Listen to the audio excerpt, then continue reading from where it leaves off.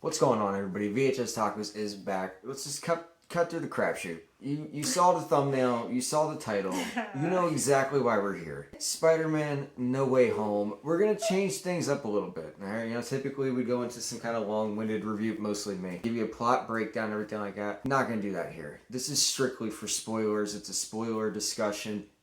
Go home and go away if you don't want any of this ruined. Go away. If you've seen it and you want to hear what we have to say, stay. If you're a masochist and you haven't seen it and you want it spoiled, I can't help you. First things first, yes, Spider-Man is in this. All of them. You've got Toby, you've got Andrew, you've got Tom, everybody's here. It's so beautiful. But it's not a swing and you miss it cameo, like we all kind of assumed it would be. It's not just them suited up, it's CGI in there with them doing voiceovers. I mean, it's them. It's them, and it's them in roles. It's them in redeeming roles. Redeeming themselves from their failures in The Amazing Spider-Man 2, redeeming themselves over the course of Tobey's trilogy, helping this Peter become Spider-Man. I mean, he truly, this is a coming-of-age story. He's truly a man at the end of this movie. He's on his own. Aunt May bites it. I've never heard a theater just cry in unison. Everyone so crying and sniffling and snotty nosed. I guess we'll kind of start from the beginning a little bit. So I mean, this picks up literally as soon as Far From Home. It really does. It picked up like that. I was almost like, wait, yeah, what? I mean, even Peter's whole freak out, oh, what the? It literally picks up right there. Him dealing with the aftermath of the world, just knowing that he's Spider-Man. But it's not just him that gets affected. If anything, he's the one that gets least affected. It's everybody around him. Everybody else. Yeah, MJ and Ned, they're not able to get into MIT because of their affiliation with the criminal Spider-Man. Aunt May is under scrutiny. Happy's under scrutiny. Their relationship is torn apart. FBI. That's mostly Happy's fault, though. The FBI are beating their door down. Helicopters everywhere. Yeah, it was that. Yeah, look, everybody's after him. And so, of course he goes and they seek out legal counsel, which is a red shade wearing blind lawyer, Matt Murdock, and the theater went wild. I was so confused. Yeah, she had no idea. She's never seen the show, so she has no idea. And then, of course, he's not just Matt Murdock, folks. He is Daredevil. He's got that sense. So somebody throws a brick through Spider-Man's window without flinching, without even turning towards it, without batting an eyelash. Old boy catches the brick. Spider-Man was like... The cool thing is, right, it's a great inclusion without being overbearing. He doesn't suit up at the end. He doesn't show it was up just to fight. a nice cameo. They just want you to know. Back to Spider-Man, though. I mean, the Spider-Men are in here, but... He's lost for words. I'm at a loss for words. So, I mean, the Spider-Men, back to that, they are here, but they're here because their bad guys are here. So we have Electro, Sandman, Green Goblin, the Lizard, Doc Ock. I don't think I'm missing anybody. No, I think that was it. We have our Sinister Five. Well, we have a +1 after the credits, but we'll get to that in a minute. We have some slight tweaks and some slight changes here. By the way, the visual effects work to de-age Alfred Molina and to also thin him up. I am shocked and beyond words. I mean, he looks incredible. I was just saying, I am so proud of everyone who came back and played their role. And they all acted their little hearts out. Every single one of these characters acted their heart out. They did. Wow. And that's the fascinating thing. So with the way that the movie operates, with the way that this whole, universe pooling thing works, it pulled in the villains at the time of their death. They even have a moment where they go over the last thing that they remember. Electro's getting supercharged, and then, boom, there he is. Goblin talks about facing down Spider-Man and talking to him one last time. Of course, when he got stabbed by his own glider. Doc Ock drowning. I mean, it's freaky. It's creepy because, here you are, you're dying, and then the next thing you know, you're waking up. Not even in your own universe, in your own world. You're in a strange foreign land. They actually have a really cool moment where Norman is talking to Aunt May, and he's telling her, I went to my home, and it's not my home. There's somebody living in my home. Oscorp doesn't exist. I have nothing. My son. Yeah, he goes over the whole thing about Harry, but just like this is a redemption story for Peter, you know, it's just a coming of age story for Peter. It's also a coming of age story for the villains, you know, for the most part, more or less. You know, I mean, the more would probably be Doc Ock. You know, Doc Ock was never really a bad guy, and they explained that. You know, the inhibitor chip that he used to control the tentacles, it went haywire, and the tentacles controlled him. But the moment that they were able to fix that and then swap out the chip in the back of his neck, I mean, just Alfred Molina. I mean, the dude's incredible.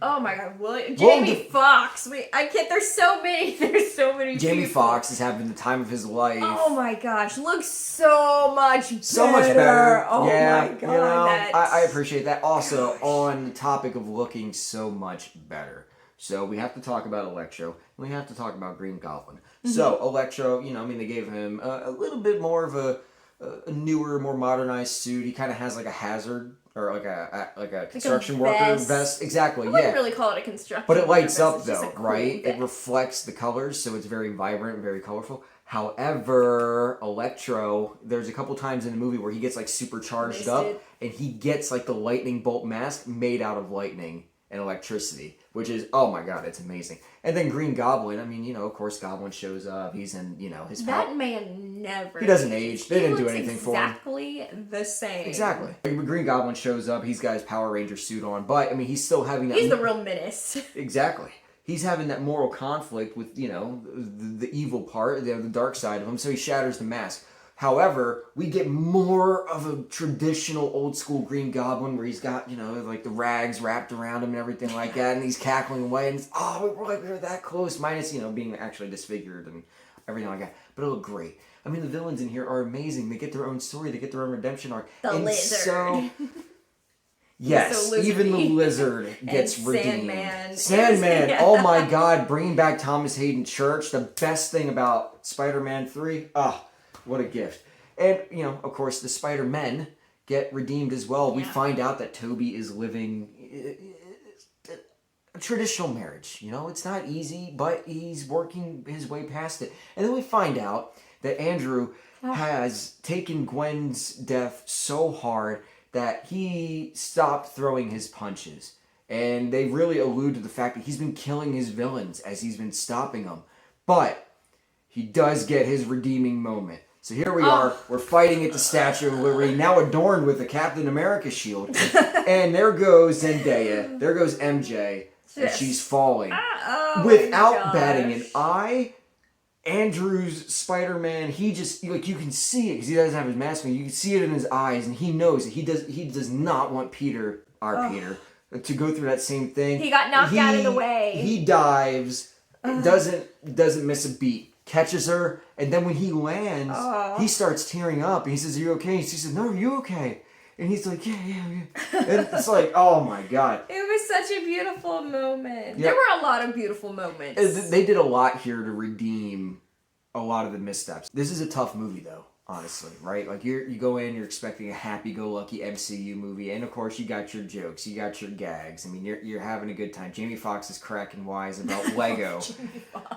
But at the end of the movie, you know, Peter and Doctor Strange make a deal.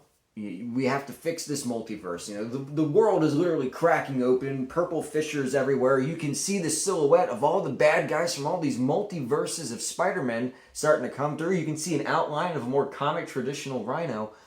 So Doctor Strange says, I can fix this, but then the problem is that not only will no one know that you're Spider-Man, everyone will forget Peter Parker even exists. And he didn't even want to do it. Doctor Strange didn't even want to do it. Didn't want to do it. Peter said, I'm a man now. I gotta do what I gotta do. And he does. You know, he says one last goodbye to MJ and Ned, and I'm open sobbing on the floor at this point in the fetal position.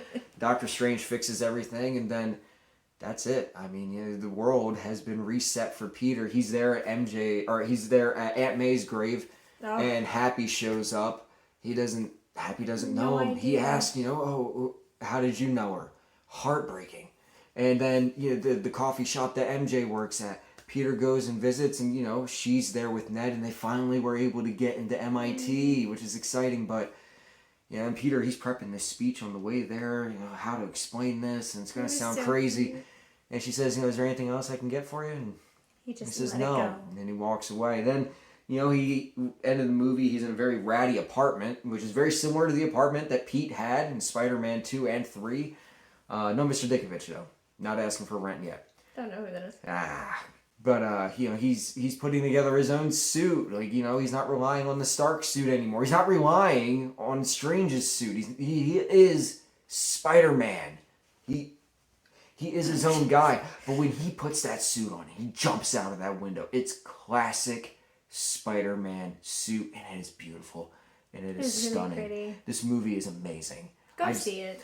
We saw it in IMAX, and from the second it started to the second that the last credit scene was over, which we'll get to in a minute, it's in the full IMAX ratio. No letterboxing, nothing. Like it was stunning. So let's get to the credit scenes. Oh gosh. First credit scene pops up, and it's funny. Actually, I did my homework today, right before we went and seen this movie. Here we are. We're in a weird, rundown, ratty bar, and we happen to see some Spanish writing on the wall, and I'm like, oh yeah, let's get to it. And there he is, Tom Hardy and Venom, trying to figure out what the is this universe. There's a purple guy going after stones, but aliens don't want stones, they only want brains, and it's all kinds of things. But, you know, just like all the other bad guys, he gets zapped back to his own universe. So I was a little disappointed that, you know, we don't get Tom Hardy in this universe. I completely forgot about that he got zapped in our universe. Yeah. However, just because him and Venom are gone doesn't mean that everything is gone. So the camera pans down on the counter, and there's this weird little black spot on the counter. We're not quite sure what it is. It zooms in a little bit, and then some tendrils pop out. Boom, cut back to the credits. So we will be getting our own version of Venom, which means we'll have two Venoms. Sorry, you're not going to be as good as Tom Hardy. Or they might just skip that all together and maybe just, you know, give us Black Suit Spider-Man. I don't know. Kevin Feige knows. He knows all. And then we get the last credit scene. And it's not a last credit scene. I was going to say, it wasn't even a whole scene. Ooh. So much as it's a end credit trailer. They literally pulled a Captain America, the first Avenger. You know, you're sitting there through the credits and boom, there's a trailer for the Avengers. We got a trailer for Doctor Strange in the Multiverse of Madness.